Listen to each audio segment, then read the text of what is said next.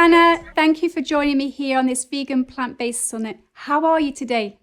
Oh, I am doing fantastic. Thank you for having me. It's such an honor to be joining you. It's great to have you. And where are you in the world today? Because you've done a lot of traveling recently. Yes, I have traveled a lot. I've been to 37 different countries, but currently I'm in the Inland Empire, California, close by Temecula. Wow. And obviously I'm British, so how's the weather there at the moment? Actually, it's amazing. It's about 80 degrees. We're having a seasonably warm spring right now. That's wonderful. We're still having lots of grayness over here, so hopefully summer or spring will show up soon. But back to you, Briana. What's your background? How did you grow up? What can you tell us about yourself? So my background, actually, I have a very conservative Christian background. In that, one of the things that we do to commune together is we eat food. But there's a lot of soul food in the Christian churches. And what I have been finding, the diets that we eat, we started losing a lot of our members. We eat what's traditional, what's normal, but it starts to kill a lot of us. And a lot of some of the members from my church, some of my personal family members have died from diabetes. And seeing that's something that we eat because we love each other as a sense of communion kind of opened my eyes that what we're doing to connect was kind of killing us and has killed a lot of my family. So that kind of opened my eyes that maybe we need to do a little bit more than pray away the diabetes. Maybe we need to consider what we're putting in our bodies. God really does want us to take care of ourselves and wants our bodies to be a temple. And if you really kind of look into the Bible, it tells us to eat good things. One of the things a lot of churches do at the beginning of every year is the Daniel fast. And that requires removing meat from your diet, removing alcohol, removing added sugars. And we'll do it at the beginning of the year, to sacrifice ourselves to God and consecrate our bodies, but then go right back to a diet that doesn't serve us. What's your experience, apart from your family and the potluck suppers in your church, what's your experience with your surrounding community and how has that changed on your travels? So initially, my community wasn't really too into eating healthy and wellness. But now the more I've traveled, the more I've, connected with people, I've understood in different cultures and different countries, people were living longer. They were healthier. They were fitter because they weren't eating as much meat. They were eating a lot fresher foods. And I would always find that when I first started traveling, I would lose weight and have more energy because I was eating more fresh fruits and vegetables at the hotels.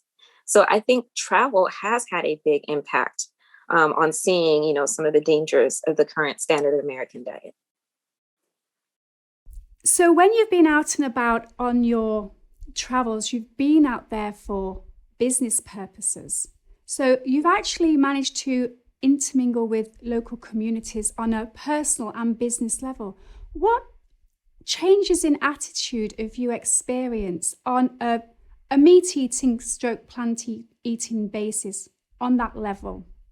So I will say I've been traveling professionally for over a decade. So, veganism has kind of been at the forefront of the scene now. So probably in my earlier years, you didn't see a lot of options. Now that I've made my transition into a plant-based life and eat a vegan diet, I'm noticing more restaurants are incorporating it. But I've even found, like most recently, I traveled to Hawaii and they almost had no vegan options on the menu. But I was able to set up a meeting with the management and, their eyes were kind of open. They were just like, nobody had asked. And I was like, there's so many travelers and people that I know personally who are vegan, who would love to come to your restaurant. And I also feature a blog and I blog about my food experiences traveling. And I was like, some people would like to know that these restaurants are going to take care of us. And what I loved about that, they introduced a few vegan items and they did a fried rice for me with, pineapple and things, and started serving that at the luau. So even though everybody doesn't think of it, I know that in my travels, I'm also impacting change and bringing better dietary items to the meetings. That's amazing. I know that I've had similar experiences in Mexico and Thailand where I went to these big hotel complexes expecting to be able to eat. And the only thing on the menu was fruit or vegetables. And speak to the management, and they're quite willing to do something that's off the menu. Now, a lot of people wouldn't ask. They just assume that it's not the done thing, especially in the West. We're too polite, really. So for people that are thinking about traveling to far off places where they assume they're not going to be able to eat anything, what would you suggest to them? I would encourage them to speak to the restaurants in advance. What I found is that prior to your trip, especially now with COVID, it's always good to just talk to your property and see what they're doing to keep you safe. Talk to them about their options. Ask them what their menu items contain. And you'll find that if they haven't made accommodations, that might get the wheels going. They'll be willing to accommodate it. And you'll find that you may not be alone. You've been to a lot of countries and you've seen a lot of different cultures. How have those cultures received the idea of veganism and the idea that if they change their diets, or if you lead by example, that they can actually have health benefits and environmental benefits as well? I've actually seen people be really receptive to it, especially people who are older. When I run into older people, I love talking to new people just to see how they live. And when they see that vibrant spirit that you have, they start questioning your age and how you're able to move. It inspires them to eat a little better. I also find that it just seems to be a cultural shift where more people are letting go of meat. Like, even if they don't fully go vegan, people are noticing, they're like, yeah, I've tried like a Beyond Burger, or I have meatless Mondays. There are certain cultural things that are coming into play that kind of make me feel optimistic about the world opening up to eating better. With the vegan lifestyle, because it's not a diet, it is a lifestyle, it's all encompassing. And it includes a lot of environmental issues, but also a lot of human connection issues, connections to animals, to the environment, but to ourselves and each other. And I know that you have a practice that you work very, very hard to build. Do you want to enlighten us a little bit more about that practice? Yeah, so I am the founder of the Love and Light movement. Through my travels, I had what I would like to call a heart opening to humanity. As you said, going vegan is more than a diet. It's opening your heart to take care of the animals, to take care of the land, to just be a better steward and a better global citizen. So part of my journey through the Love and Light movement was to get people to travel, but to get them to be good global citizens. Give back to the land that you go to. Literally spread love and light. I think also, as I've gone deeper into my yoga journey, it's about having a whole holistic experience. And you get to a point where you don't even want to put certain things in your body. You get to see animals as beings. You understand that they have feelings and you want to take care of them. The Bible says that we're stewards of the land and we're stewards of the animals. And you get to a place where you want to just do the best you can everywhere you go. And that's what I have incorporated in the Love and Light movement.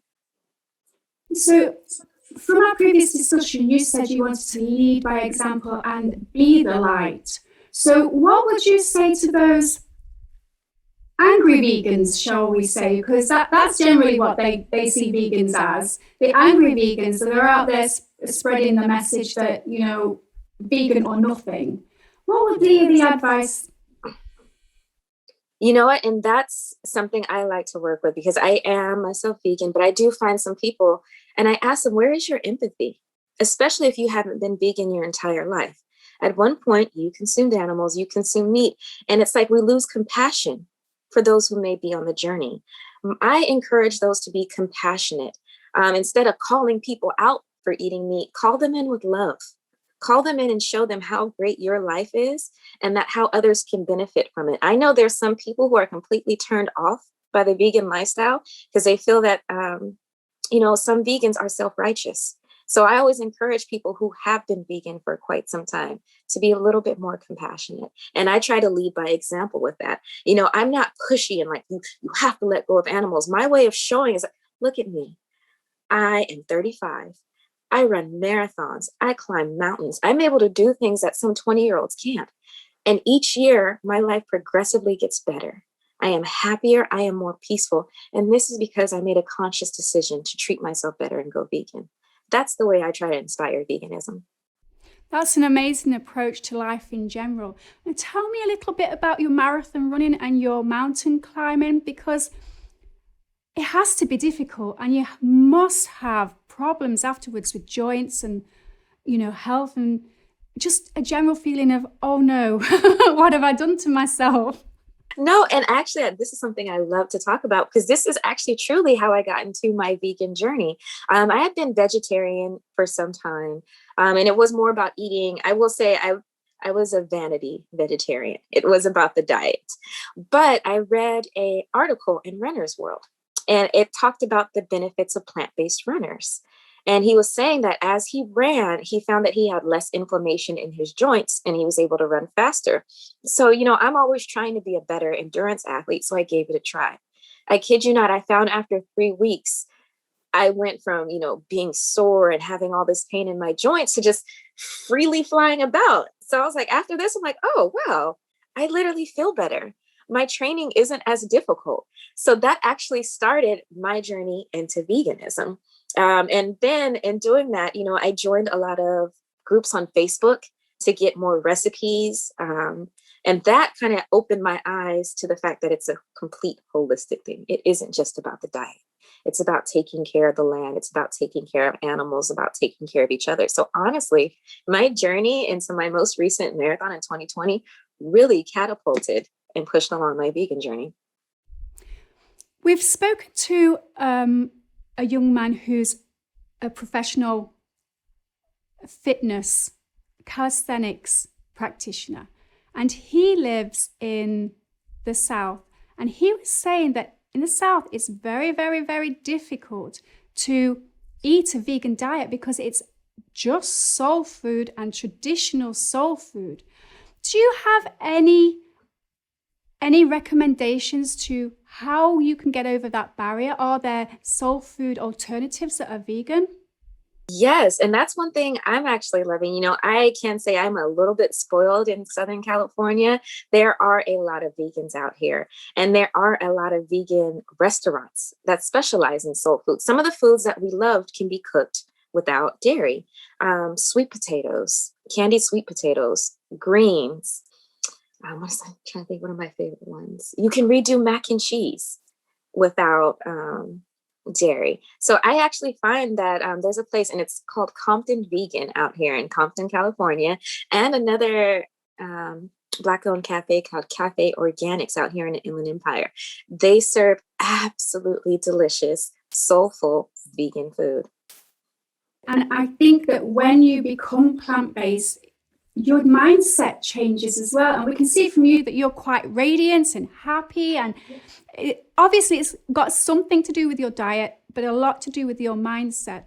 And that leads me back to your business and how you actually coach people to have the same sort of mindset and lead by example that you're doing. Can you explain or take us through the process of how you'd actually help somebody to transform or transition, should I say, from the traditional Western diet to a healthier, happy diet or lifestyle? So what I do, some of the times, like even when I host my trips, I incorporate vegan restaurants in my opening. So I recently did a trip with the Black Travel Club, and I brought people out from all over the US to wine country. And our welcoming dinner, I took them to Cafe Organics. We had a wonderful dinner, and it was all plant-based. So still giving that community, still doing what we do culturally as Black people and sharing a good meal, but showing, hey, you can do this in a plant-based way.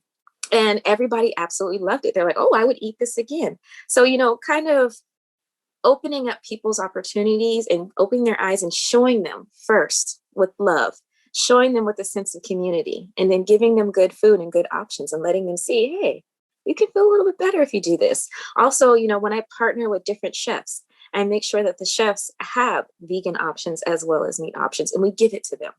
Maybe even having an appetizer or a first round of drinks that's all plant-based, but delicious, and having people like, oh, I never considered that. It's more than just leaves to be vegan. You can eat well and you can live well. A lot of people think it is just leaves that we eat. And especially when it comes down to the protein thing, it's like, how do you get your protein? It's a big problem. But like you just said, it's just eating plants. You get everything you need from plants. And you can create soul food, you can create the Western diet from plants. We've just spoken to a chef in London that is recreating fish and chips. He's recreating lamb shanks from plants. So the creativity, the opportunity is boundless. And you get that boundless feeling from your travel as well, don't you? And taking people to these places to empower them and help them change. What would you say to somebody that say, hold on, you're a vegan and vegan is a lifestyle, and you've just said about the environment, you're flying people places. What do you say to people who have that approach? Our goal, how I said, is to spread love and light. Flying people to these places stimulates the economy. It helps other people. Everybody has different ideas about what is and isn't okay. But even when I take people to places, all of my clients are always tested and protected. I'm always taking them through COVID conscious itineraries. And in some cases, it costs a little bit more, but I'm doing everything I can to keep my clients safe. And, thus far, I haven't had a single person contract coronavirus. I am also making sure that, we tip well, that we give back to the land. We find not just the big establishments, local tour guides, and we support them and help them grow. So even though, yes, I will say we are in a place of privilege to travel with some of my clients and people that we work with, but we're using our privilege to help other people. One of the things that we tend to neglect when we're talking about air travel and, holidays and things like that is flying to these places actually helps the people who live in those places survive. So it's great to see that your business is flourishing, it's taking off. And we spoke to Demetrius Walker last week, who has the Black Travel Club. And, it's a great step forward. And we talked about how millennials are actually jumping in now. And it's something that they're thinking about doing rather than not thinking about doing. And it's about connecting people of all walks of life, of all cultures, in one common purpose, and that's your love and light purpose. So that leads me down the track of what's in the future for the love and light movement. What do you have planned? So what we have planned, we're actually going to be doing more wellness weekends. Weekends where we incorporate yoga, sound healing, vegan diets, fresh cannabis, just different holistic alternatives to encourage people of color to come in community and live better lives. So that's coming down. Also, how you mentioned Demetrius from the Black Travel Club, one of my mentors and someone I lean a lot on as I'm in this vegan journey. I will be collaborating with him more to just keep inspiring African Americans to travel. One of the statistics is less than 42% of African Americans even own a passport. Historically, that isn't something we did. I know I took my mother out the country at age 50 and it was her first time traveling. She never had a passport before this. Black faces traveling is revolutionary. And as we start to become, in places where we're showing up in these spaces, I also want to show up and show, hey, some of us are vegan, some of us are plant-based and are trying to make a difference in that way through our travels. So tell me more about your Agape Love aspect and your fresh cannabis aspect, because a lot of people, when they hear the words holistic or alternative, they don't sort of understand what it actually is. So if you could explain the whole concept of holistic therapy and your Agape Love and what you actually do for people. Yeah, so Agape Love, it is the highest form of charity and love to all mankind that we can give. I've found that inherently, most, not all, inherently most people are good. But there are some people who are just hurting and haven't learned how to deal with the hurt and heal. So my goal is to help people heal in different ways, tap into your emotions and get you emotionally well, but also try natural alternatives to heal yourself. In some cases, I always recommend therapy, but in some cases, alternatives such as CBD or cannabis can help you um, elevate your state of mind and live a better life. I know it's not for everyone and I don't recommend it, but I also tell people don't knock it because I think there is a stigma against THC. But if you really understand the components behind CBD, where you never actually get high, you just have the calming, soothing benefits, it helps a lot of people. America has left us high strung, and almost around the world, this pandemic has left a lot of us high strung. So I'm here to help people find different ways through yoga, through meditation, um, different ways to achieve peace in their lives. If you had one tip to give to people that are thinking about transitioning to being a vegan or plant-based, or are thinking about trying alternative methods of medication or lifestyle, what would it be? I would tell them to give it a try, because if you are coming to this point where you're looking at it, that means everything else didn't work. And if everything didn't work, maybe approach it from love and not from fear, and lovingly take the leap to see where it goes. You'll be so surprised at what happens in your life when you take that leap. And, most of it is, we know that meat can hurt us. We know about the carcinogens, but plants, fruit, I haven't heard of anyone overdosing on fruit. It might exist in some extreme cases, but the idea of feeding yourself better, what do you have to lose from that? I don't think you have much to lose, so give it a try.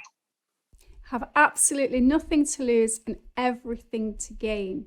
Let's take you back to the beginning of the interview when you mentioned that some of your friends and some of your family had actually suffered from diet-related illnesses. Can you elaborate on that, please?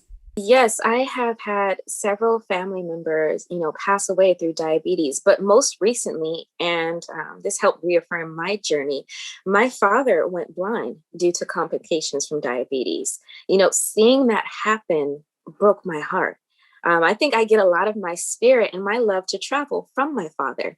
Every place that I first went to was following in my father's footsteps. To see him lose his sight broke my heart and broke my spirit. Thankfully now, as of last month, he had surgery to restore his sight. But in those months of darkness, I realized that I really have to be the example for my family. I still continued with my vegan journey, but I started bringing vegan dishes to the holidays. I've encouraged them to eat better. And now I've gotten a lot of my family to say, I feel better when I don't eat meat. My mother's now cooking vegan dishes where she wasn't before. Instead of criticizing him and being angry with him for that happening, I approached it from a place of love. And now I'm noticing that he's even considering, he isn't fully there, that he's considering the vegan diet. But for me, that moment was pivotal, where it was something I told you I'd considered, from knowing the benefits from running a marathon and feeling better. But to see someone you love suffer from something that can be prevented, it just really does something to you. It really, really does. And that is part of the reason why I wanted to be a part of this summit, to share my story. I know there are others who have lost family members who should have still been here due to diabetes and food. So I want to say, hey, this is not something I'm just telling you to do because life is perfect. I've dealt with trauma. I've seen the pain that has come from a bad diet.